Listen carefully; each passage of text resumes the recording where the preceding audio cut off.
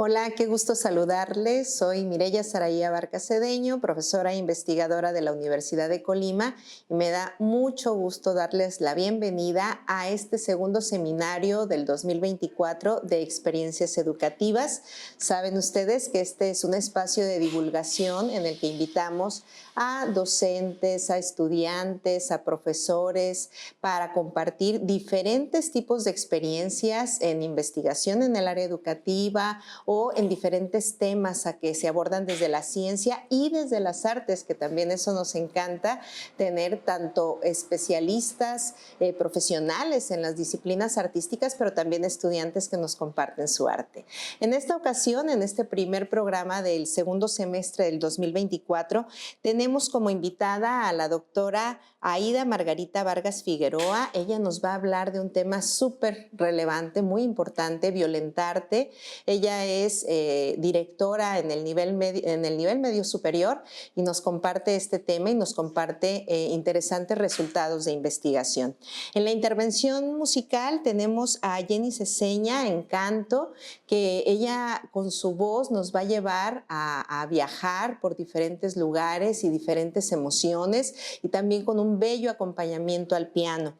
Y en tercer lugar tenemos al doctor Julio Cuevas Romo, que él nos habla de una interesante charla a 40 años de Terminator: usos, abusos y difusos de la inteligencia artificial en la educación.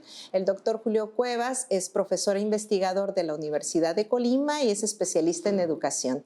Bueno, ustedes saben que Experiencias Educativas es una iniciativa del Cuerpo Académico Procesos y Prácticas Educativas de la Universidad de Colima, el Club de Lectura La Oveja Negra, el Archivo Histórico del municipio de Colima y la Sociedad Mexicana de Geografía y Estadística correspondiente en Colima. Me da muchísimo gusto que nos acompañen nuevamente y esperemos que disfruten mucho esta sesión. Bienvenidos, bienvenidas.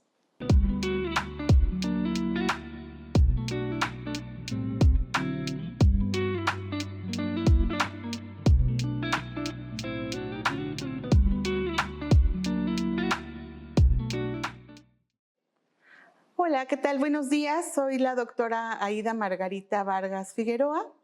Tengo mucho gusto de estar aquí con ustedes. Agradezco muchísimo la invitación. El día de hoy quiero comentarles algunos hallazgos y algunas reflexiones derivadas de una investigación que realicé en un bachillerato en Arte y Humanidades. Les comparto que tengo pues algo más, algunos añitos más de 15 de experiencia en educación artística en Ciudad de México, aquí en Colima, y bueno, en educación artística con niños, jóvenes, adultos, personas de la tercera edad. Y en esta reflexión, en esto que vamos a compartir el día de hoy, bueno, pues la investigación se lleva a cabo justamente con un grupo de jóvenes que están estudiando o que estuvieron estudiando el bachillerato entre 15 y 19 años aproximadamente. Esta inquietud mía de trabajar con ellas, ellos y ellas es porque cuando yo me incorporo a trabajar a este bachillerato, había una gran efervescencia de situaciones que estaban sucediendo alrededor de todas estas voces que se levantaron con las violencias hacia las mujeres, con el Me Too y bueno, todo esto que conocemos que fue y sigue siendo afortunadamente un movimiento a nivel mundial, y ya no solamente con las juventudes, sino sabemos que hoy abarca infancias, juventudes, adulteces y bueno, absolutamente a todas las personas, que es un gran avance para todas, todos y todas las personas que estamos involucrados en esto. Yo sé que de pronto llama mucho la atención cuando escuchamos el todas, todos y todes, pero yo estoy absolutamente convencida que aquello que no se menciona, aquello que no se dice, no existe, y también es un acto de violencia. Porque justamente, bueno, pues nos vamos a centrar en esta pequeña reflexión que decidimos ponerle el nombre de violentarte. precisamente por el lugar y la naturaleza de todas las condiciones en donde se llevan a cabo las investigaciones y los hallazgos. La investigación básicamente se realizó en el año, bueno, en el ciclo escolar 2021-2022.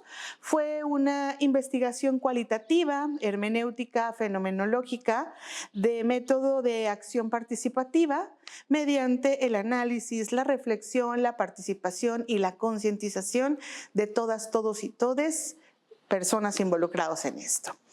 Bueno, entonces les decía yo, después de todo esto de los movimientos, digamos, en donde básicamente había idea de mujeres que estaban siendo violentadas, y al atender esto, yo me doy cuenta que hay una parte muy importante de la población que no está teniendo en ese momento precisamente el apoyo que se necesitaba. Y esta es, en ese momento era la población LGBTTIQA+, es decir, toda la diversidad sexual, pero justamente adolescentes, les decía yo, entre 15 y 19 años, que entonces es una época absolutamente complicada para hablar de diversidades, porque por una parte están en este gran autodescubrimiento de su persona y de la vida, pero por otra parte sabemos que, como decimos habitualmente, son hijos, hijas e hijes de familia. Entonces las familias, bueno, pues también es muy importante el apoyo que dan o no en todas estas situaciones. Y cuando no hay apoyo o cuando no hay una buena línea de comunicación con todas las personas de la familia, es entonces cuando viene mucha tristeza, mucha frustración en las familias. Y bueno, por supuesto esto se ve reflejado en la personalidad de los y les estudiantes en las escuelas necesariamente. Así es que empecé a investigar acerca de cuáles serían estas pautas de acompañamiento para la población de la diversidad sexual en este bachillerato de arte y humanidades. Y bueno, básicamente los instrumentos que utilicé para recopilar la información fueron 3, de aquello que a mí me gustaría hacerles una invitación. ¿Qué tal que ustedes hicieran en sus aulas un pequeño ejercicio justamente que tenga que ver con esto? Lo primero que hicimos nosotros, no tan sencillito como se los voy a plantear, pero sí es muy importante, sabemos que existe un violentómetro. Pero ese violentómetro nosotros teníamos la duda, ¿y qué tanto se apega a nuestra realidad, a nuestro aquí, nuestro ahora y esta etapa histórica? Entonces decidimos recopilar información para elaborar nuestro propio violentómetro. Fue algo un poco, les decía, más elaborado, pero yo les invito, ¿qué tal que pudieran hacer este ejercicio en su grupo, en su aula de clases, únicamente poniendo cuáles han sido las 5 violencias más importantes que están ustedes padeciendo o que han padecido a lo largo de su vida educativa? ¿Se habían puesto a pensar esto? De pronto decimos, ay, es que se invisibilizan las violencias. No, a mí me parece que de pronto ni siquiera resulta que las tenemos tan conscientes. Por supuesto, es un ejercicio mucho más fidedigno si se realiza de forma anónima. Y después, ¿qué se hace? Bueno, se recaban los datos, se estandarizan y vamos a encontrar cuál es justamente este rubro o esta línea de violencias que va de la más grave a la menos grave, que entonces sí tienen que ver con nosotros, con nuestro grupo y nuestro aquí, nuestro ahora. Eso sería interesante. ¿Qué les parece hacer este ejercicio? Otro segundo método que utilicé para recabar información fueron las entrevistas Y finalmente, también la elaboración de un test de frases incompletas, que también me dio información pues sumamente importante al respecto. ¿Cuáles fueron los hallazgos? Porque esta parte también, bueno, me parece que a todas las personas que nos gusta la investigación, nos fascina encontrar cosas que esperábamos, pero sobre todo cosas inesperadas. Y una cosa muy inesperada que yo encuentro es que la forma de violencia que se repite y se repite y se repite más en las aulas es la forma de violencia verbal. Yo hubiera pensado que a lo mejor con algún grado de jerarquía, pero no. La mayor violencia es la violencia verbal entre iguales. Lo que le digo yo a mi compañera, compañero o compañere, cómo me refiero a otra persona, qué le digo, cómo me burlo poniéndole de pronto a lo mejor un apodo, diciéndole de alguna manera diferente.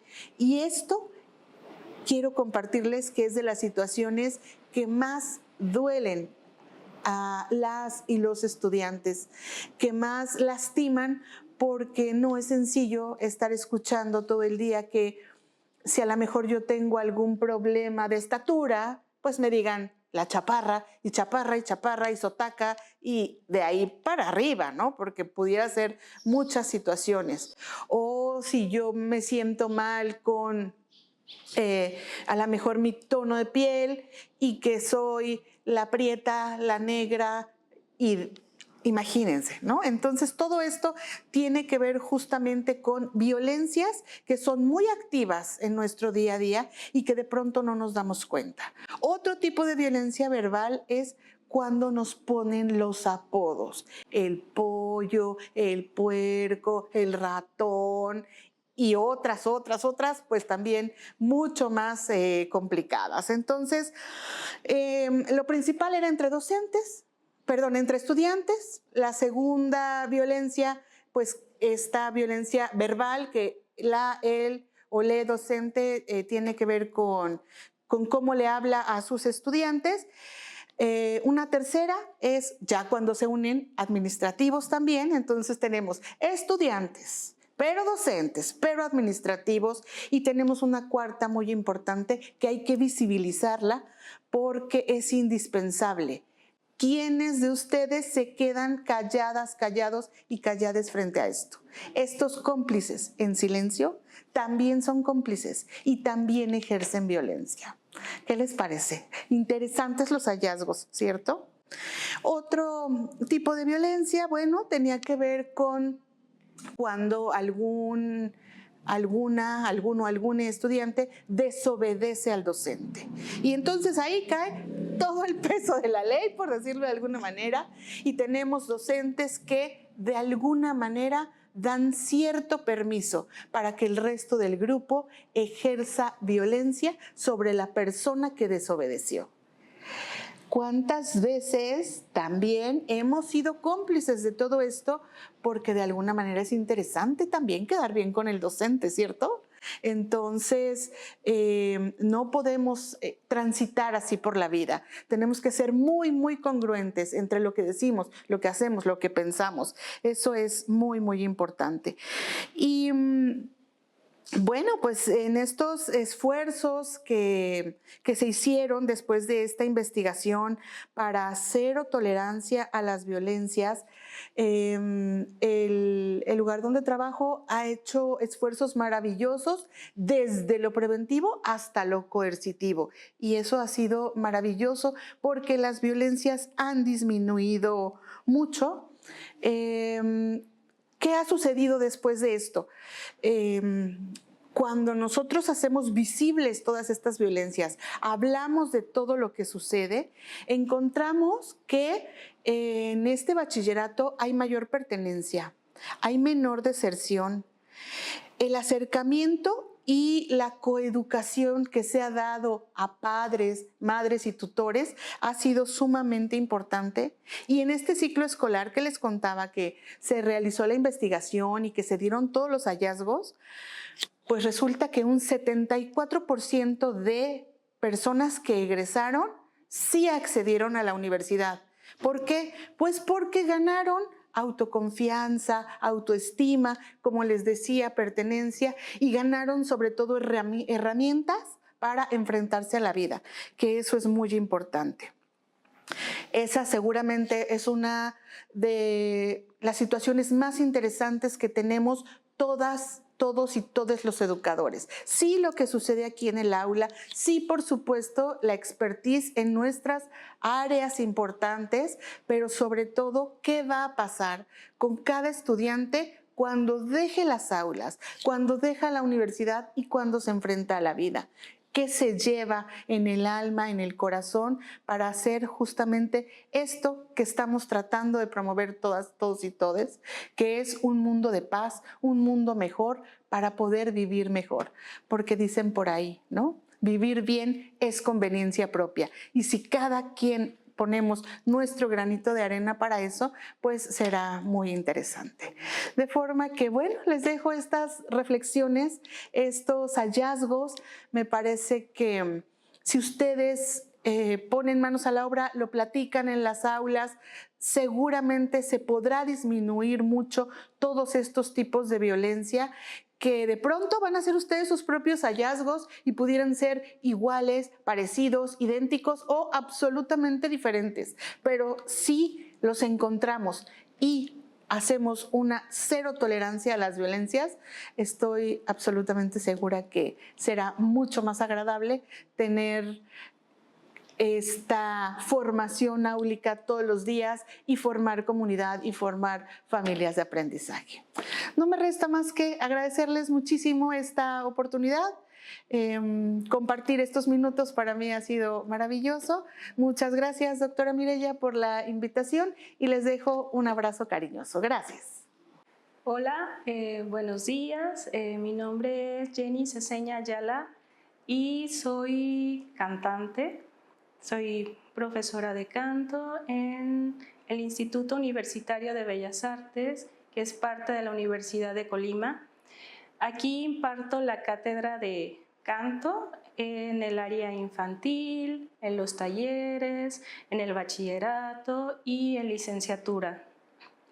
Bueno, parte de mi labor docente en la que yo considero importante es la continua preparación como maestra, sobre todo pues cuando uno se desarrolla como cantante no tenemos una preparación pedagógica.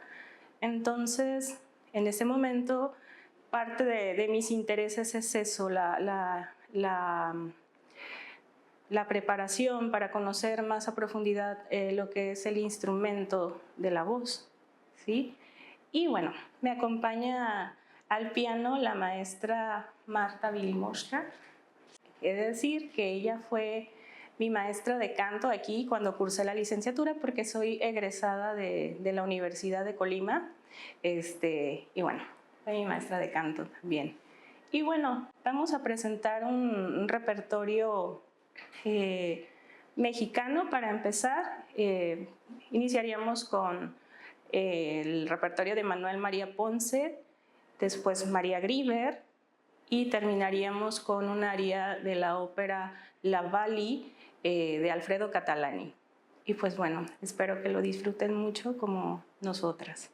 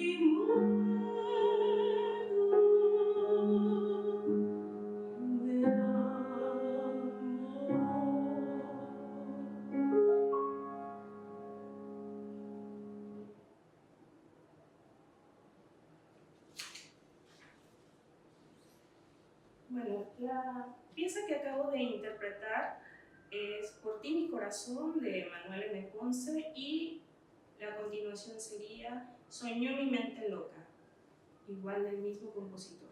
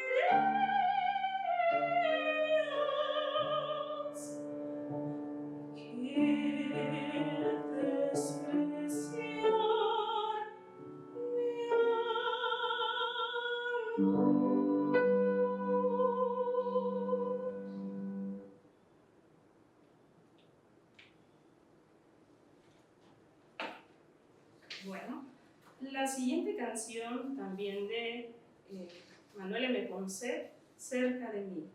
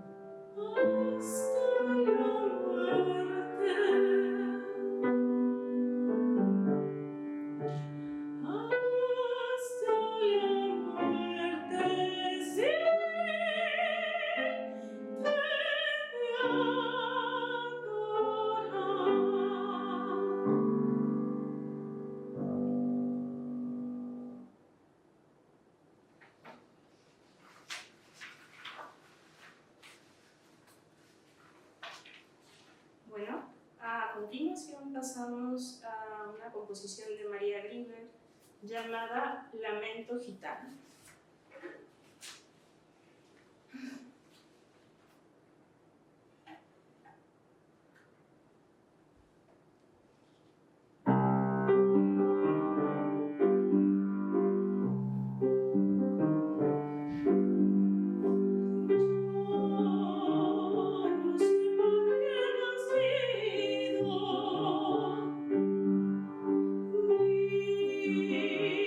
Crecido junto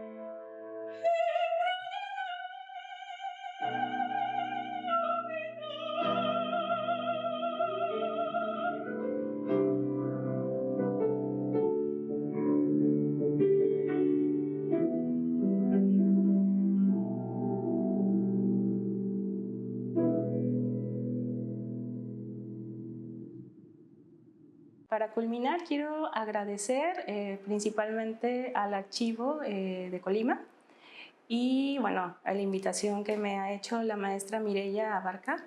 Y alguna recomendación que puedo hacerles es que si les gusta cantar, aquí en el IUBA pueden desarrollarse, hay talleres, empezamos desde los 6 años, 7 años, hay para adolescentes. También, si ya quieren profesionalizar esta parte, existe el bachillerato en música y también la licenciatura en música. Entonces, es un buen espacio para aquellos amantes de la música y del canto. Muchas gracias. Agradezco a la Casa del Archivo Histórico del municipio de Colima y a la doctora Mireya Abarca por la invitación otra vez a compartir en este espacio de experiencias educativas. Un gusto estar de nuevo con ustedes. Y bueno, en esta ocasión me gustaría explicar un poquito a qué refiere la charla como objetivo. Esta pequeña charla la titulamos A 40 años de Terminator, usos, abusos y difusos en la inteligencia artificial y la educación actualmente. Entonces, bueno, ¿por qué estas dos cuestiones? Como nos hemos expresado en otras ocasiones, soy alguien que le gusta mucho partir de la cultura pop para explicar algunos temas de actualidad, en este caso educativos, y pues bueno, coincide para quienes pertenecen más a la época de los 80s o crecieron en los 80s, seguramente ubican la película de Terminator y bueno, las nuevas generaciones también la han de ubicar, porque es algo que se ha mantenido vigente con sus varias secuelas, incluso una serie de anime que está por comenzar en Netflix este año. Entonces, bueno, es una cuestión que se ha mantenido vigente y ahora con todo este boom de la inteligencia artificial, pues nos sirve como punto de partida para ciertas cosas. Bueno, dando un poco de contexto primero de la película y qué tiene que ver esto con la educación posteriormente. Terminator se estrena en 1984 por en ese momento un tanto desconocido James Cameron, que después se vuelve el director más taquillero a nivel mundial, ¿no? Con las películas de Avatar y Titanic. Y en ese momento pues se considera una película de clase B, quiere decir que es de bajo presupuesto. Y bueno, aún así se vuelve posteriormente una película de culto con superproducciones después, ¿no? Pero es muy interesante partir de esta perspectiva porque precisamente es una película que hace 40 años, justo, empieza a hablar de los riesgos que podría presentar una inteligencia artificial sin control, ¿no? o sin regulación.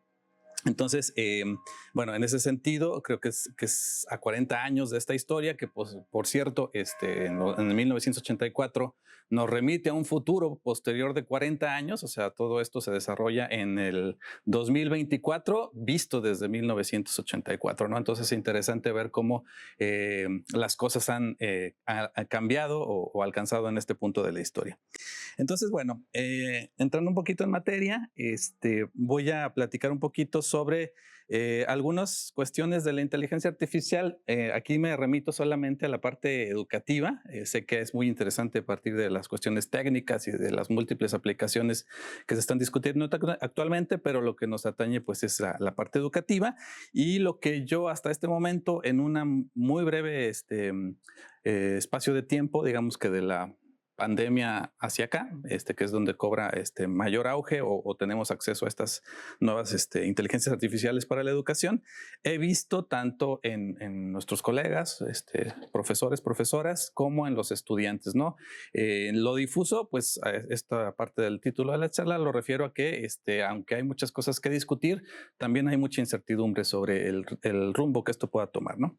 Entonces, bueno, hablando un poquito de la inteligencia artificial y la cultura popular, algunos investigadores, por ejemplo, de la UNAM, nos hablan de que la ventaja de hablar o de explicar la inteligencia artificial es relativamente fácil precisamente porque todos nos hemos de alguna manera familiarizado con estos términos gracias a la ciencia ficción o a las películas o a la literatura fantástica, ¿no? Entonces, si habláramos como de una cuestión más en términos de concepto, de definición, bueno, la inteligencia artificial sería esto, ¿no? La tecnología que permite crear la mente de los robots del futuro, así está definido. Y bueno, desde hace décadas, pues muchas películas y libros, como les comentaba, nos han permitido reflexionar sobre las consecuencias de lo que podría tener para la humanidad el uso de este tipo de tecnologías. Entonces, si nos vamos a A la cultura popular, en el cine, por ejemplo, pues ubicamos robots muy conocidos, ¿no? Los de la Guerra de las Galaxias, R2D2 o C3PO o C-3PO en inglés, HAL 9000 de Odisea del Espacio, tenemos por ahí a Robocop, ¿no? Más reciente hacia los 80s, Wall-E, más recientes hasta ya este siglo. Y bueno, si nos damos cuenta, todos estos robots pues están muy humanizados, ¿no? Que es la parte de estas tramas, o sea, son robots físicos como tal, pero también podemos remitirnos a inteligencias artificiales que no tienen forma física, ¿no? O sea, hablando un poquito ahorita de Siri y Alexa y todo esto que estamos viviendo, ya se veía esto desde hace mucho con inteligencias como Skynet, que es la que refiere a Terminator, Jarvis en Marvel, la inteligencia creada por Tony Stark, Samantha en la película de Her, ¿no? Que es una inteligencia muy personalizada, feminizada, o el HAL 9000 de Odisea del Espacio, que tampoco es una inteligencia física, sino que son sistemas. Entonces, una característica precisamente de la película de Terminator, y por eso se considera también parte de la vanguardia, es que ubicaba estas dos diferencias, bueno, esta diferencia, ¿no? El Terminator tiene una forma física, pero está controlado por un sistema inteligente que es Skynet, que es digamos, el sistema que toma conciencia de sí mismo y se revela o considera que la humanidad es un peligro y por lo tanto hay que eliminarla. Entonces, bueno, en este contexto del aniversario de la película, me gustaría hablar un poquito de las reflexiones filosóficas o sociológicas que han surgido a partir de Terminator primero. Bueno, Ángel Fareta, un sociólogo, filósofo argentino, respecto a esta película mencionaba que era una especie de nuevo Frankenstein, ¿no? Son historias transgresoras que en algún momento, pues digamos, fueron contra lo establecido. Entonces, digamos, ir contra las cuestiones muy religiosas de otro tiempo, ¿no? O sea, hablar, por ejemplo, de Drácula, que es el regreso de los muertos, hablar de Frankenstein, que era crear vida, ¿no? Una especie de jugar a ser Dios. Todo esto fue muy transgresor en su momento, muy transgresor, y bueno, Hollywood lo retoma para hacer adaptaciones de estas historias, y hay un mitologema católico en este asunto. Entonces, ¿qué es el mitologema? Es simplemente tomar historias de mitos que se repiten en varias culturas, ¿no? Como el del elegido, el de las características de ciertos dioses, etcétera. Entonces, lo que hace Cameron con Terminator es tomar muchas cuestiones, de las cuestiones católicas o crísticas, por así decirlo. Y bueno, hablamos de un elegido que es John Connor, ¿no? Que hasta las siglas, ¿no? Es JC, o sea, o Jesucristo, por decirlo de otra manera. Está la máquina, ¿no? Que, bueno, creada por la humanidad, pero al mismo tiempo, pues, humanizada, ¿no? En la forma de un androide, y bueno, eso es lo que causa temor, ¿no? Que en cierto punto las creaciones se parezcan a los creadores. Está la cuestión de la madre de John Connor, Sarah Connor, que es un personaje pues trascendental, que de alguna manera de una película a otra toma conciencia. Es un personaje que de vivir en un estado de inconsciente totalmente, después toma conciencia. Entonces, todas estas mitologías, o bueno, el mitologema, que es retomar estos parámetros de otras culturas y ponerlo en una situación actual, es muy interesante porque, bueno, va replanteando que a fin de cuentas no nos están dando una conferencia sobre la inteligencia artificial, ¿no? O sea, es una historia entretenida, divertida, su objetivo es vender de alguna manera, pero hay una historia detrás donde nos puede, si queremos, claro, llevar a ciertas reflexiones, ¿no? Entonces, bajo esta cuestión de los símbolos y todo esto que maneja, aparece la máquina, ¿no? O sea, la máquina, primero, en esta suerte doble que estamos ahorita discutiendo. O sea, por una parte, es una extensión de nosotros mismos, nosotros las creamos como humanidad, nos sentimos identificados, pero en cierto punto también nos atemorizan, ¿no? Entonces, al mismo tiempo, creamos una dependencia hacia ellos y también hacia estas máquinas, y también nos atemorizan de lo mucho que se pueden parecer o simular ser como nosotros.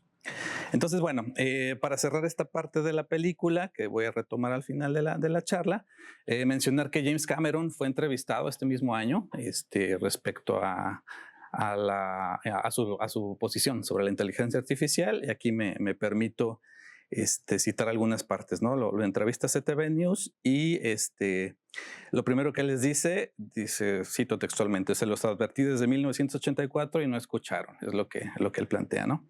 Entonces, él habla más de una preocupación hacia la inteligencia artificial aplicada, por ejemplo, a cuestiones de defensa o militares, ¿no?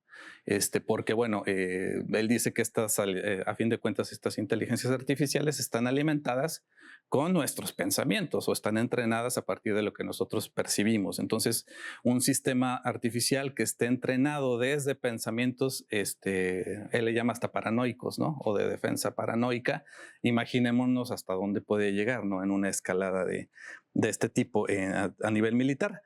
Pero, bueno, cuando le preguntan sobre cuestiones que más nos atañen a nosotros, ¿no? Sobre la escritura, por ejemplo, hablando de escritura de cine, él dice que estamos lejos todavía de esa parte y que coincide mucho con lo que planteaba Chomsky hace unos meses, que en realidad, bueno, para contextualizar, Chomsky está en el entendido de que la inteligencia artificial en términos de escritura o de creación de conocimiento es solamente plagio de plagio de plagio de plagio. Entonces no puede crear nuevo conocimiento porque simplemente se está basando en lo que ya está escrito en bases de datos, ¿no? Entonces esa es más o menos la postura de Cameron, a lo que él dice que personalmente no cree que una mente incorpórea pueda hacer más que rejuntar lo que se ha dicho en otras mentes humanas, ¿no? Entonces, en ese sentido, es importante porque creo que eso tiene mucho que ver con el uso de la inteligencia artificial en educación y en investigación, ¿no? Que es lo que nos atañe a nosotros. Bueno, voy a pasar a otro punto. Tiene que ver con la inteligencia como tal. Aquí no me detengo mucho, no es la idea. Pero bueno, sabemos que el concepto de inteligencia como inteligencia única está ya superado desde hace muchas décadas. Hay muchos autores, les recomiendo por ahí uno de los clásicos que es Garner, que tiene que ver con las inteligencias múltiples, ¿no? O sea, él nos habla de una inteligencia múltiple, por ejemplo, diferencias entre la inteligencia verbal, de la matemática y de la espacial, entre otras cosas, ¿no? Entonces, aquí es importante en cuestión de analogía con la inteligencia artificial porque las inteligencias artificiales están diseñadas de formas muy distintas. Es muy distinto un sistema que reconoce, por ejemplo, las cuestiones faciales, ¿no? O de identificación de imágenes, a un sistema que escriba con canciones o a un sistema que cree textos. O sea, entonces, aunque son cosas muy parecidas a lo que podrían hacer los seres humanos, son sistemas muy distintos entre sí. Entonces, esta visión de una inteligencia artificial integral que tenga varias está todavía lejos de lo que podamos encontrar, ¿no? Pero al mismo tiempo, quienes hablan de esto, pues dicen que no hay límites en esto y que es posible que en algún momento sí pueda hablarse de una cuestión más integral. Bueno, no me detengo tampoco mucho en esto, pero también comentar que para quien le interesa la parte histórica de la inteligencia artificial, pues podemos irnos hasta Alan Turing, ¿no? Y el test de Turing de los años 50, o sea, desde entonces se hablaba de esto. Y en términos de la parte técnica, que tampoco me detengo mucho ahí, pues ver que realmente sí hay un punto de una catarsis en este asunto, y es que durante muchas décadas se intentó emular esta cuestión, ¿no? De las inteligencias como algo integral, y pues fue muy complicado, pero al momento en que se desiste de esto y se pasa a elementos basados en probabilidades es cuando se puede imitar ciertos comportamientos humanos. Y ahí es donde digo imitar, no que sean iguales como tal. Entonces, todas o gran parte de las cuestiones algorítmicas de estas inteligencias se basan en las probabilidades, ¿no? Un ejemplo muy claro es el ajedrez. Por ahí lo explica un filósofo que voy a retomar más al rato, y es, bueno, teniendo una base de datos de 100 millones de jugadas, el sistema solamente va detectando cuál jugada gana y cuál jugada pierde en determinada situación, ¿no? Entonces, eso nos da una idea de cómo puede funcionar. O sea, no es que esté haciendo un pensamiento parecido a cómo juega un humano como tal, pero sí tiene una base de datos que funcionan en términos de probabilidades, que puede acercarse mucho a lo que es una respuesta correcta, ¿no? O muy eficiente, más eficiente que quienes no saben jugar, por supuesto. Entonces, bueno, algunas zonas de riesgo, antes de entrar a esta última parte de la educación, algunas zonas de riesgo que ubican los expertos en inteligencia artificial tienen que ver precisamente con ir más allá de de la euforia, ¿no? O del optimismo ingenuo sobre el uso de estas tecnologías. La primera tiene que ver con la que le llaman ellos la burbuja epistémica. O sea, recordemos que esto lo vemos muy claro en las redes sociales. O sea, nosotros en nuestras redes sociales podemos crear una realidad totalmente alternativa a la que otros pueden percibir, ¿no? O sea, porque tenemos filtros. O sea, sabemos qué nos gusta y vamos creando un algoritmo, una huella digital en ese sentido, qué no nos gusta o qué queremos ignorar, y también nos va ayudando a crear una burbuja como tal. Entonces, muchas de estas inteligencias artificiales se basan en esto, ¿no? Entonces, la cuestión esta de la burbuja epistémica puede llevarnos a ver una realidad demasiado sesgada, ¿no? Esa es una realidad. Lo vimos, por ejemplo, en las recientes votaciones de varios países, ¿no? O sea, puede ser que alguien tenga una percepción totalmente distinta a la de la mayoría. Otro detalle ahí a tener en cuenta es el acceso desigual. Eso lo vemos muy claro. Por ejemplo, hay una euforia, ¿no? Y ya salió otra aplicación y otra aplicación. Ahora esta es para textos, esta te lee, platica con los archivos PDF, esta genera imágenes, esta no sé qué. Pero si vamos viendo todas estas aplicaciones, es muy distinto, por ejemplo, las de paga que las gratuitas, ¿no? Entonces, en este sentido, el acceso a estas tecnologías también está siendo muy desigual y también está abriendo más la brecha de rezago entre quienes pueden acceder o pagar a ciertas tecnologías y quienes no. Otra tiene que ver con los procesos de discriminación. Para esto voy a poner un ejemplo que la misma plataforma de Amazon aceptó hace poco, y es que se estaba utilizando este tipo de aplicaciones para seleccionar personal. Entonces, como se llevaba una base de datos sobre 10 años o 15 años atrás de las contrataciones previas, y la mayoría eran hombres, entonces cuando empezaba a detectar ciertas palabras que hablaban, por ejemplo, de capitana de tal equipo o en términos de mujeres, el sistema automáticamente discriminaba más estos elementos porque su historial era de haber contratado hombres, ¿no? Y esto se puede ver en muchos casos. Lo mismo con las personas con tatuajes, ¿no? O sea, los estigmas, cómo se ven en las redes las personas con tatuajes y sin tatuajes. Entonces, si se están basando en lo que existe previamente, es muy posible que todos estos sesgos de discriminación, en lugar de superarse, más bien se afiancen, ¿no? O sea, bueno.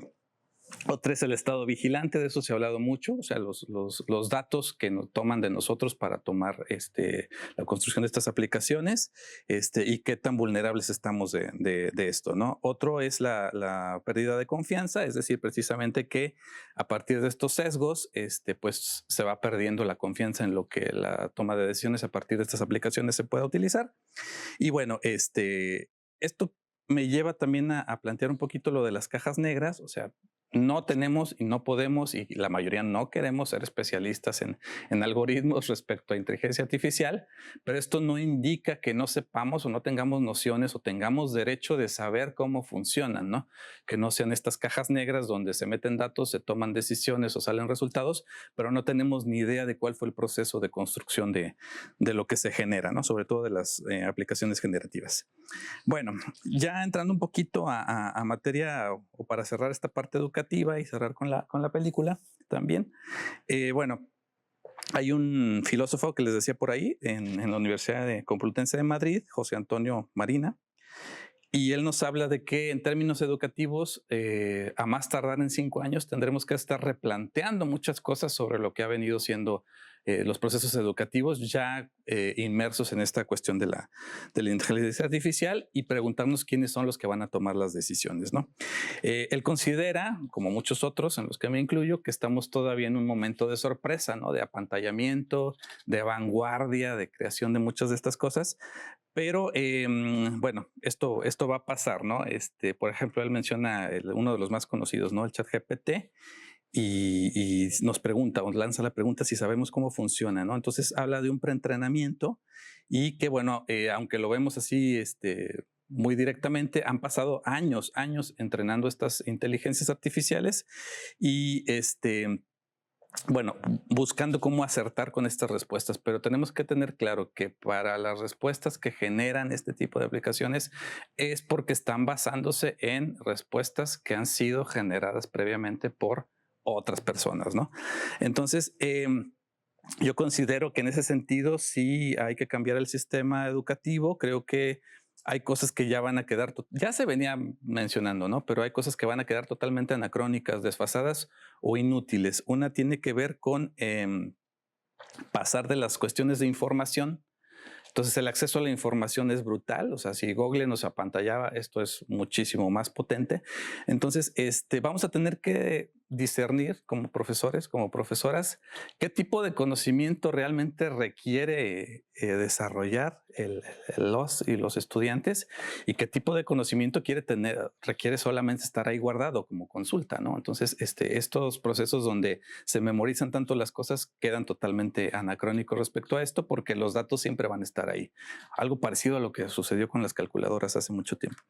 Entonces, una sugerencia sería esto. Entonces, ¿qué he visto en mi experiencia en este corto tiempo? Voy a hablar un poquito desde los propios estudiantes, las estudiantes y los estudiantes, y también de algunos colegas o profesores o investigadores con los que comparto espacio. Algunos riesgos, ¿no? Para finalizar con esta parte educativa. Riesgos o lo que yo le llamé difusos en esta charla. Una es la desigualdad de acceso, que ya mencionaba, ¿no?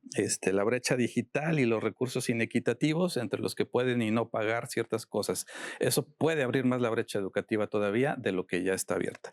Otra es la dependencia tecnológica. Creo que ya existe, pero va a ser una dependencia excesiva de las inteligencias artificiales, que esto va a ir en función también o va a provocar disminución de habilidades críticas, disminución de análisis por parte de los estudiantes y también de nosotros como profesores. Y bueno, esto puede reducir la calidad de las interacciones también entre estudiantes y profesores. Otra tiene que ver con la calidad educativa. Creo que esto también puede provocar el riesgo de quedarnos en un nivel muy superficial, ¿no? de comprensión. Las inteligencias artificiales, a fin de cuentas, también homogenizan los procesos de aprendizaje. Y creo yo, por ejemplo, que si se continúan con una enseñanza basada en la memorización, ahí estaríamos perdidos, ¿no? O sea, la memorización es no que sea inútil totalmente, pero digamos que es una de las cosas más fáciles de simular con estas tecnologías. Y bueno, también creo que las evaluaciones, ¿no? Para quienes están acostumbrados solamente a exámenes de memorización, incluso a ensayos, ¿no? O sea, los ensayos, vemos con qué facilidad estas cuestiones realizan ensayos. Creo que quedarse ahí también va a ser algo totalmente inútil como tal. Entonces, estas evaluaciones donde se mira más hacia el producto que hacia los procesos también va a favorecer que la educación decaiga en calidad con el uso de estas tecnologías. Otra es el productivismo. Creo que apostarle a hacer más, ¿no? Tanto en términos de productos de enseñanza y aprendizaje como de investigación. Creo que ahorita hay una euforia que no comparto respecto a que se pueden hacer más investigaciones y hacer más textos y hacer más recursos didácticos. Ok, pero imaginemos una situación hipotética que ya no es tan irreal, ¿no? O sea, hacer un texto basado en inteligencia artificial donde sea la inteligencia artificial la que analice, la que compare, la que escriba, ¿no? Y dárselos a un grupo de estudiantes que van a hacer lo mismo, van a meter ese propio texto a otra inteligencia artificial para que haga lo mismo o en los mismos procesos. ¿Dónde está el impacto como tal, no? O sea, ¿qué impacto va a tener ese tipo de recurso o ese tipo de texto si todos los pasos de comprensión y de reflexión nos los saltamos y son las aplicaciones las que los hacen por nosotros o por nosotras, ¿no? Entonces, creo que esa cuestión productivista sobre la inteligencia artificial también es un tanto entusiasta, ingenua y bastante peligrosa si no ponemos atención. Y la última es la falta de regulación. Que, bueno, hay algunos organismos que ya se está hablando en las cámaras de varios gobiernos sobre la regulación de estas tecnologías, aunque todavía es algo muy, muy breve, ¿no? Entonces creo que independientemente del área de la aplicación de la inteligencia artificial, aunque aquí nos interese la educativa en particular, tenemos que ser conscientes de estos riesgos que pues no van a frenar la situación, pero sí nos pueden ayudar a prevenir, a mitigar, a corregir y a minimizar el impacto negativo, ¿no? No quiero decir que no hay impactos positivos, pero es evidente que también hay impactos negativos. Entonces, bueno, volviendo con Terminator y un poquito a este autor Ángel Farreta que la analiza desde un punto de vista más filosófico, él dice que este director, James Cameron, se posiciona en una cuestión como más equidistante, ¿no? Hablando, por ejemplo, de las posturas, hay quienes temen totalmente a la tecnología y él le habla como una especie de momificación, petrificación. Nos quedamos ahí, o se quedan ahí, sin querer, entrarle, ¿no? O sea, sin querer incorporarse. Y está el otro extremo, ¿no? El de los entusiastas, ¿no? Totalmente entusiastas, donde esto va a ser una vanguardia. Y entonces este autor le llama que eso es un salto al vacío, ¿no? O sea, no una cuestión muy acrítica.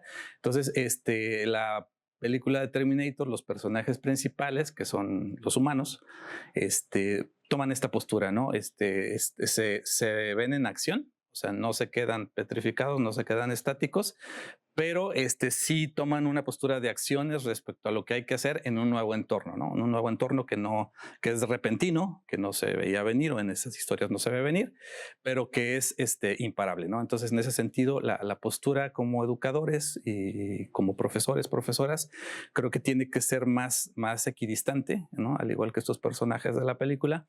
Entonces, esto es algo imparable, algo que no podemos negar, algo que va a continuar y a seguir, pero creo que no podemos quedarnos inmóviles, o sea, hay que entrarle, pero una cosa es entrarle y de una forma crítica, de una forma donde pueda ser útil, pero también viendo todas estas partes peligrosas, negativas, ¿no? Que es lo que el autor de que analizaba la película le llamaba como el salto a la vanguardia, al vacío, ¿no? Entregarnos totalmente a lo que venga y no utilizarlas o reflexionar sobre esto de una manera crítica. Bueno, hasta aquí mi reflexión. Espero que hagan algunos comentarios. Muchísimas gracias de nueva cuenta por la invitación. Quien quiera ver estas películas otra vez, creo que están en varias de las plataformas conocidas, Amazon, Netflix, incluso algunos trozos significativos en YouTube. Y bueno, pues sería un gusto comentar posteriormente sus reflexiones sobre esto y de nueva cuenta, muchas gracias.